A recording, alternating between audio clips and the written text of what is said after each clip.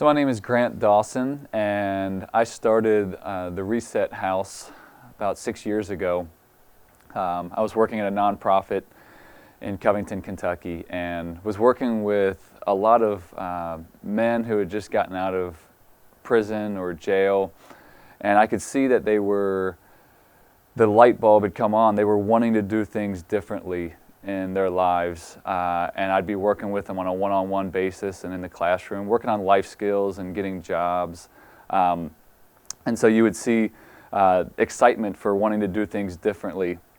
But then I would see where they were going back home to and the environments that they were living in, and it made me think, man, it's going to be very difficult for them to be able to sustain this change in that kind of environment. And inevitably, after a while, the excitement and the hope would kind of would wane, and then they would eventually fall back into the old lifestyle. And I always thought, man, if they just had a better environment to be able to plant themselves in and grow, it might make it a better success rate if we just had a better place to live than what they were living in.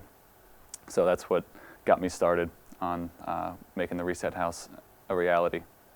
Sober living facilities look like a lot of different things. It could be just a person who has a heart for the recovery world and wants to make a home available. So it could be a 4-unit house with 4 different bedrooms, and could have a couple different people in each bedroom. It really could be a money-making house or income-providing, or it could also be more of a program. The Reset House is much more of a program. It's a sober living house that has rules and policies and a program for the men and women that are living in the different houses to be able to go through and actually try to find a new normal and actually reset their lives. A lot of times, though, a sober living house is, hey,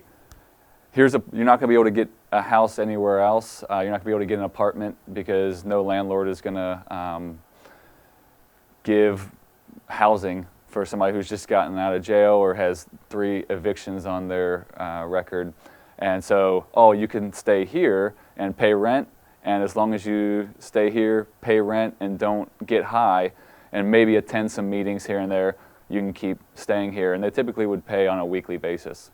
So for the Reset House, there's an application process. And so if somebody wants to get into one of the Reset Houses, they would actually meet with one of the house directors and come and tour the house, come and actually sit in on some of the meetings that happen at the house.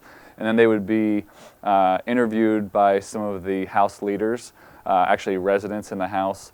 And then they would decide, yes, this seems like a person who's really wanting to turn their life around, or, they just don't have anywhere else to stay, and they're just trying to get a quick, a place to stay for a couple weeks. We're not looking for somebody like that. We're looking for somebody who's actually trying to reset their lives. And so the people in the house, the residents, actually make those decisions as well.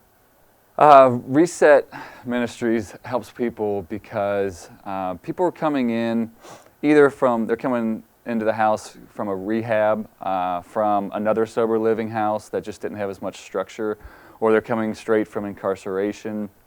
And first, they typically don't have anything with them. They don't have furniture. They don't have, they don't have resources with them. And so we give them 30 days to be able to get on their feet. We provide a welcome basket that gives them food and toiletries. And the other men or women in the house will just kind of rally around them. They have to find a job within 30 days so that they can get going. But ultimately, what Reset does is it provides hope. It provides structure. Somebody coming in new, they're nervous. If I've been in jail for 9 months and I'm just getting back out, I'm trying to do things differently, I need a support system around me to help me actually do this, because it's so difficult to do anything new on our own. We need help. We need support. We need family. And so, the Reset graduates will come in and help provide, some mentoring. Each person in the Reset House gets a coach that's going to help them through some difficult life decisions. And so it really just becomes a family feel in the house. And I've heard plenty of men in the men's house come in and say, this is the first time in months or in years that I've actually gotten a good night's sleep, because it just feels peaceful here. It's a really nice home, and I just feel welcomed and at peace for the first time in a long time. We also, we have weekly meetings at the house. We have Bible studies every Monday night, and we have recovery meetings every Thursday night. Those are in-house, those are mandatory meetings.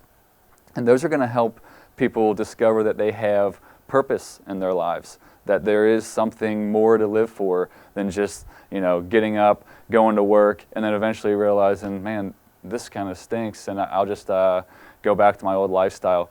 It's looking and saying, man, we're going to set goals.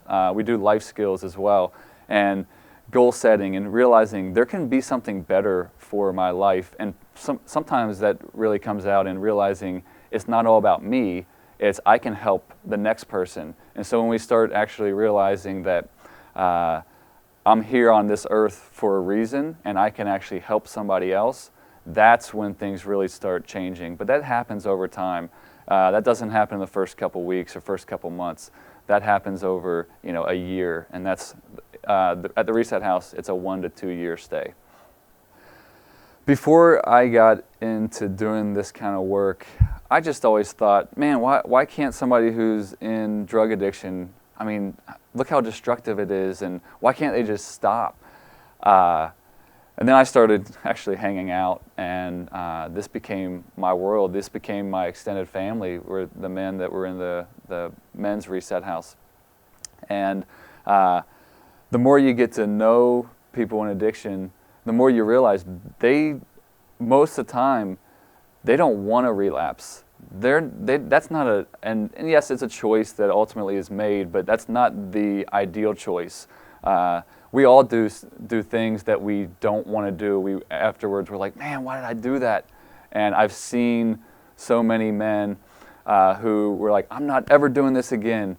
One thing leads to another, and then they fall back into addiction.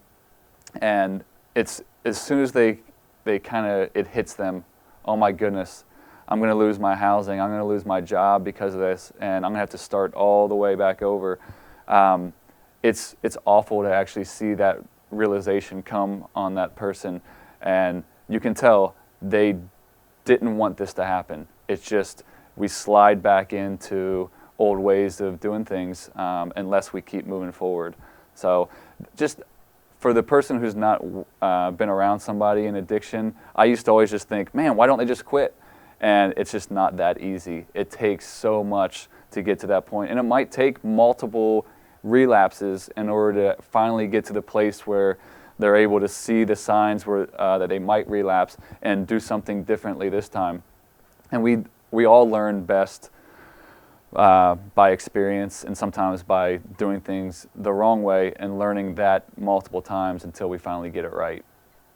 There's hope. I know there's a lot of people, parents that have watched their kids who've countless times have started the recovery process and then relapsed and then gone back and stolen from parents, and it's just an awful experience for the people who have loved ones that are in addiction. But there's hope.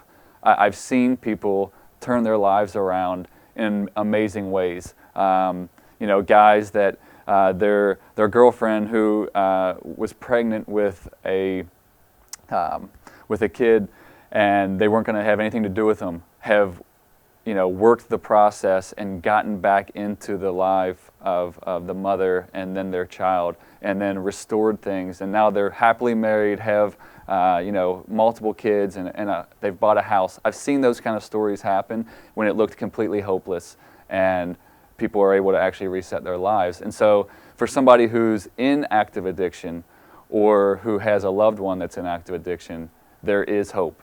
In my opinion, it's always going to take something serious. I think it's going to take a realization that there's more to life than just me trying to get a better life for myself. It's going to be giving up our lives for a greater purpose. I find that in Jesus. But, you know, people are going to have to be able to lose their lives a little bit in order to find them. But it happens, and I'm seeing it on a daily basis.